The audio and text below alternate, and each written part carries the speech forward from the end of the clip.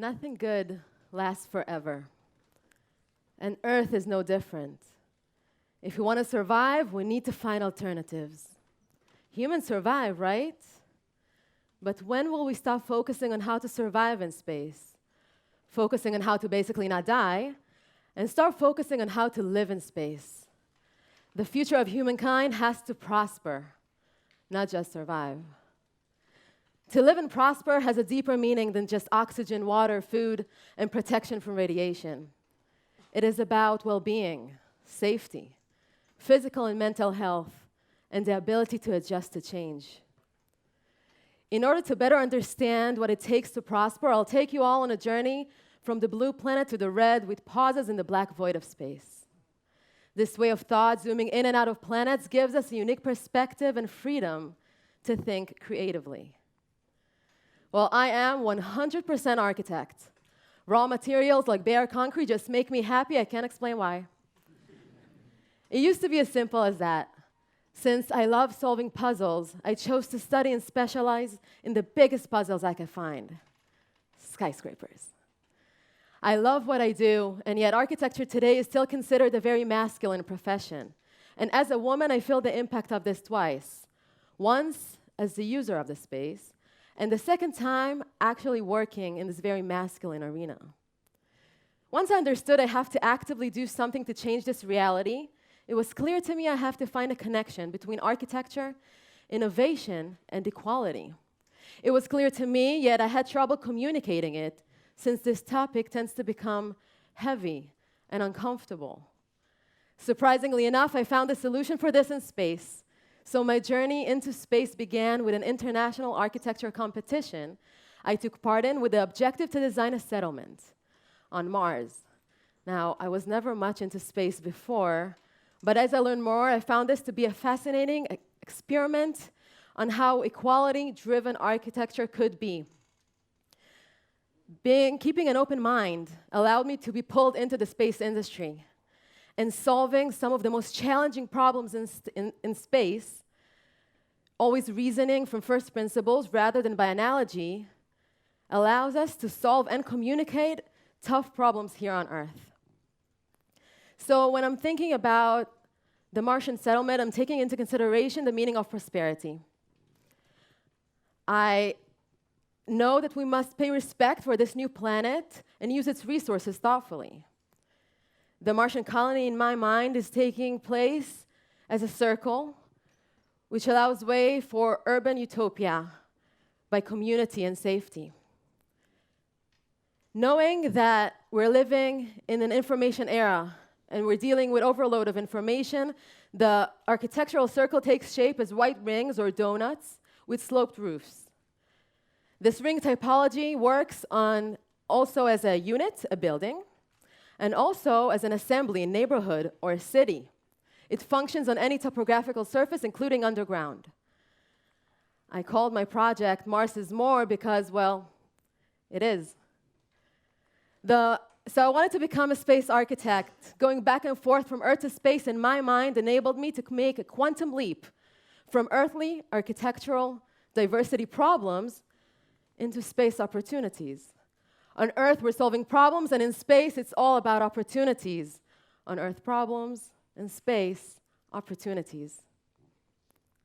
The motivations for space today have changed. It used to be a competition between governments like the race to the moon.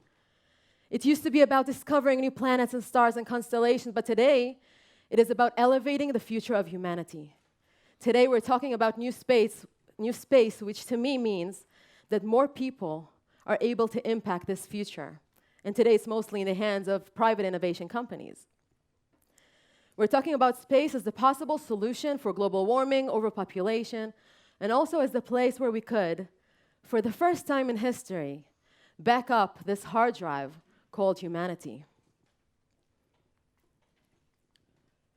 Up until now, we were focused on the urgent due to limited resources in space. Functionality always comes before aesthetics, almost completely ignoring the benefits of an organized environment on our mental state. We must not sacrifice the important for the urgent. We cannot let our limited resources limit our future. And another thing that will greatly impact our future is diversity.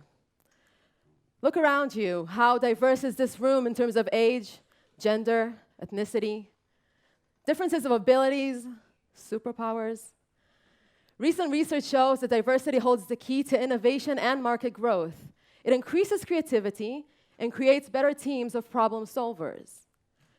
Well, while the percentage of women versus men in the world today is 51%, when I was looking into the space industry, I found that the ratio there stands between 14 to 20%, most of which holding the non-executive and non-technical roles.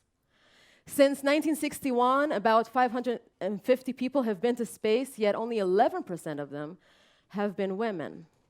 Now, as the people who are in charge of the future, however well-intended, we must be much more diverse in order to not repeat the mistakes that were made on Earth, a lot of which due to the lack of diversity of its architects, planners, and thinkers.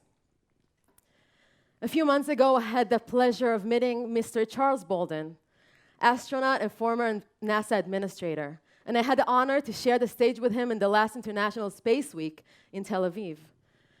Mr. Bolden finished his presentation with the same argument that I started mine. We need more diversity in the space industry. Now, architecture and diversity, what do these two things have in common? Well, what do they not? The connection should be innate, like fitting a product to its user. Obvious connection, right? So why does it not exist so naturally in the thing we need from the dawn of time? Shelter. And shelter in itself contains the feeling of protection, of safety. Well, when our shelter, the building, the city, the space habitat is not planned by diversity, for diversity, we cannot get or guarantee the safety to everyone equally. When design decisions are made by a narrow demographic, it unintentionally treats people differently. It has a name, it is called discrimination by design, and it affects various groups and minorities in society. Well, I am the voice of millions of women who regret the dark alleys and underground parkings ever existed. We should all find the ones who are the voice of the minority groups, whose specific needs are not being met because their culture is not the mainstream. Find the voice of the elderly who wish to enjoy the outdoors more but can't for lack of accessible resting areas. Find the voice of the younger generations whose minds are so brilliant and quick, but they get easily distracted because of the visual pollution of our cities. Find the voice of the diverse families who struggle to balance work and life because the built environment is still modeled after the old conventional family. I am the voice of anyone who is not average, after which our environment is shaped because, frankly, average does not represent anybody.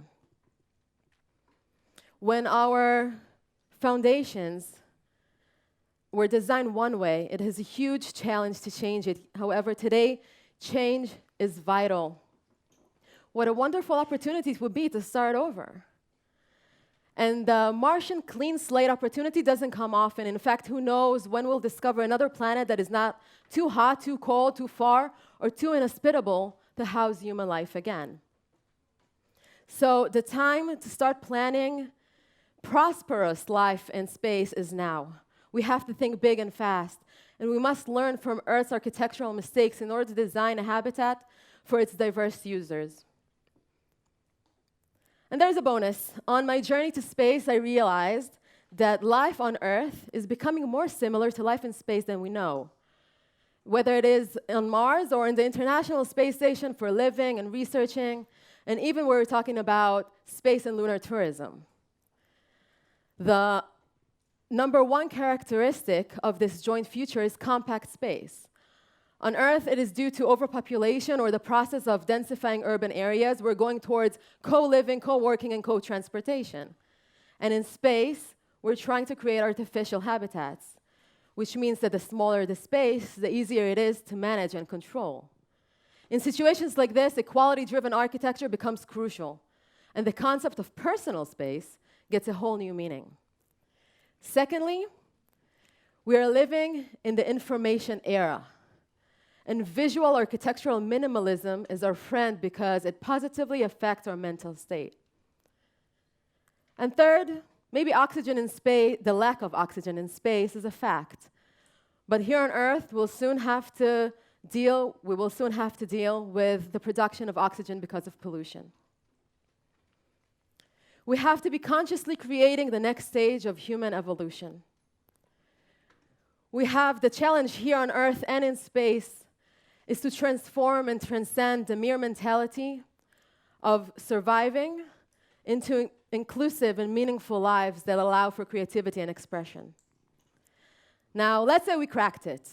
We designed many options for space habitats with equality in mind, by diversity, for diversity, taking all possible users equally. How awesome are we? And we did it because we knew to start planning early, when we had enough time to plan, play, and make mistakes while still on the drawing board. Now, wouldn't it be absurd not to bring all this goodness back home? Because after all, this blue planet is our home, and will probably be the only home for our kids. Space is not only our future. It can be our architectural, conceptual playing field for testing ideas, creating new ways of existing, always bearing in mind diversity, future changes, and flexibility. So nothing good lasts forever, not without change. Thank you.